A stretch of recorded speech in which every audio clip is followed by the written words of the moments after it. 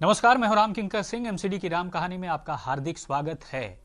देखिए, सबसे पहले तो यूनिफिकेशन एमसीडी का हुआ और अब यूनिफिकेशन के बाद साफ तौर पर सत्ताधारी आम आदमी पार्टी ने कहा था कि अब तक जो बीजेपी में हुआ वो अब तक नहीं हो पाया, क्योंकि तिमाही में तकरीबन 1,000 करोड़ से ज्यादा का जो प्रॉपर्टी टैक्स है वह साफ तौर पर कमाई किया एमसीडी ने, और इसका साफ तौर पर क्रेडिट जाता है आम आदमी पार्टी के गवर्नेंस मॉडल को।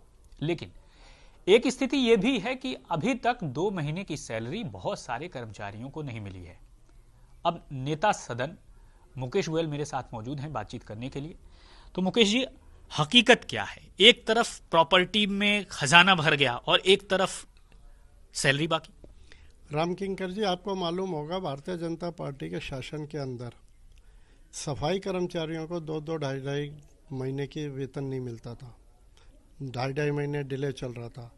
और आपको पता होगा कि कॉरपोरेशन के अंदर सबसे पहले कॉरपोरेशन में सफाई कर्मचारियों का वेतन दिया जाता है, उसके बाद 4th क्लास एम्प्लॉइयों को दिया जाता है, उसके बाद हमारे C ग्रेड के जो चाहे शिक्षक हो, माली हो या जो दूसरे लोग हैं उन्हें वेतन दिया जाता है, उसके बाद A और B ग्रेड के अधिकारियों को वेतन दिया जाता है।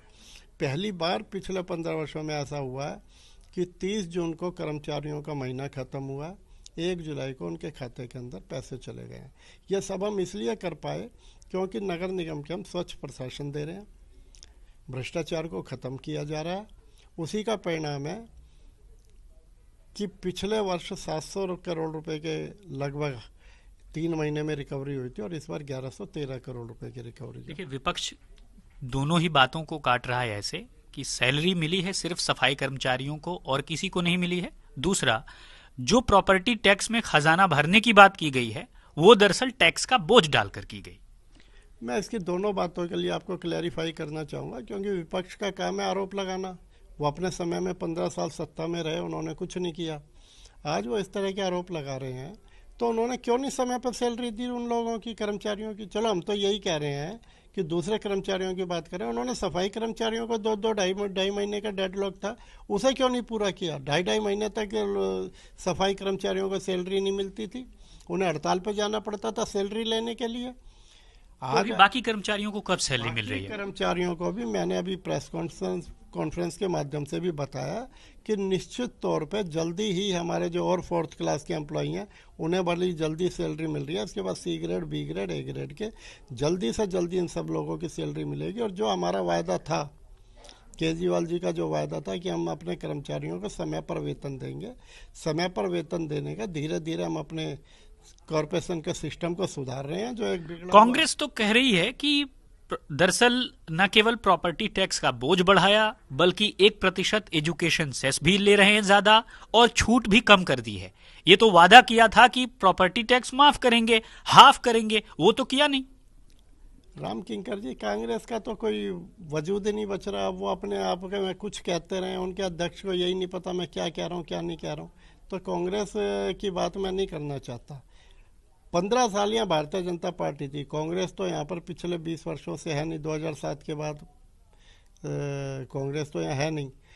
लेकिन भारतीय जनता पार्टी जो 15 साल से यहाँ पर सत्ता में थी, उन्होंने क्या किया? उन्होंने सफाई कर्मचारियों को समय पर वेतन दिया, उन्होंने दूसरे कर्मचारियों को समय पर वेतन दिया, या उन्होंने किसी और काम के अंदर कोई उपलब्धि हासिल की, या उन्होंने दिल्ली के विकास के लिए जो बजट देना चाहिए था वो दे पाए।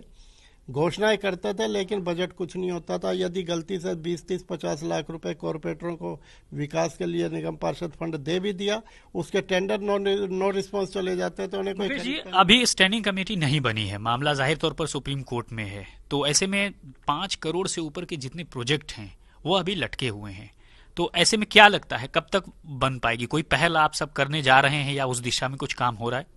मुझे लगता है कि न्यायालय के अंदर एल्डरमैन का केस था और जल्दी, क्योंकि वो रिजर्व कर रखा था, अब सुप्रीम कोर्ट भी खुल गई है, तो मैं समझता हूँ कि जल्दी सुप्रीम कोर्ट से भी कोई फैसला आ जाएगा और उसके बाद स्टैंडिंग कमेटी बनेगी और निश्चित तौर पे बनेगी। और जो थोड़े से काम रुके हुए हैं, जो डिले हुए हैं, वो स्टैंडिंग कमेटी बनने के बाद पूरी ताकत के साथ वो सारे के सारे काम पूरे किए जाएंगे। बहरहाल जो अच्छी खबर है वो यही कि सफाई कर्मचारी जो रीढ़ माने जाते हैं दिल्ली के स्वच्छता की, उनको सैलरी तो मिल गई। बाकी जो 4th क्लास के एम्प्लॉय हैं वो अपनी सैलरी का इंतजार कर रहे हैं, लेकिन इतना जरूर है कि एमसीडी का खजाना इस वक्त भर चुका है और ऐसे में उनको आस है कि उनकी सैलरी जल्द से जल्द मिले।